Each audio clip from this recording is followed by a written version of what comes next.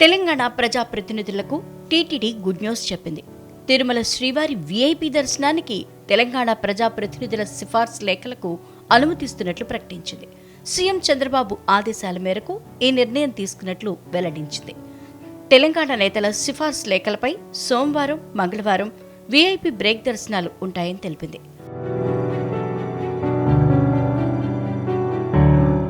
₹300 దర్శనం టికెట్లకు సంబంధించి సిఫార్సు లేఖలను బుధ, గురువారాల్లో మాత్రమే స్వీకరిస్తారు. ఏ రోజు దర్శనం కావాలనుకుంటే ఆ రోజే లేఖల్ని స్వీకరిస్తారు. ఒకరికొక సిఫార్సు లేఖను మాత్రమే అనుమతిస్తారు.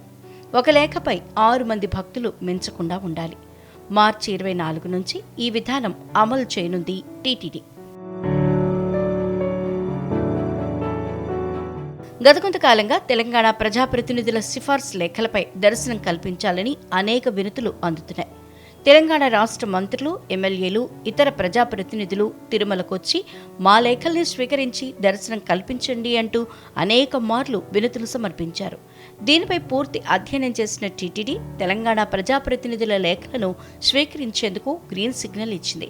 ఈ మార్పులను భక్తులు దృష్టిలో ఉంచుకుని టీటీడీకి సహకరించవలసిందిగా కోరింది.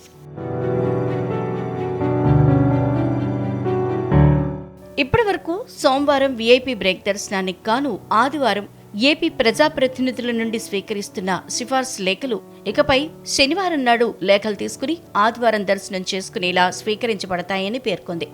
తిరుమలలో అందుబాటులో ఉన్న వసతి సౌకర్యాలను, ఇతర భక్తుల దర్శన సమయాల్ని దృష్టిలో ఉంచుకుని సుదీర్ఘంగా చర్చించాక పలు అంశాల్ని పరిగణలోకి తీసుకున్న అనంతరమే ఈ మేరకు నిర్ణయం తీసుకున్నట్లు టీటీడీ ప్రకటన చేసింది.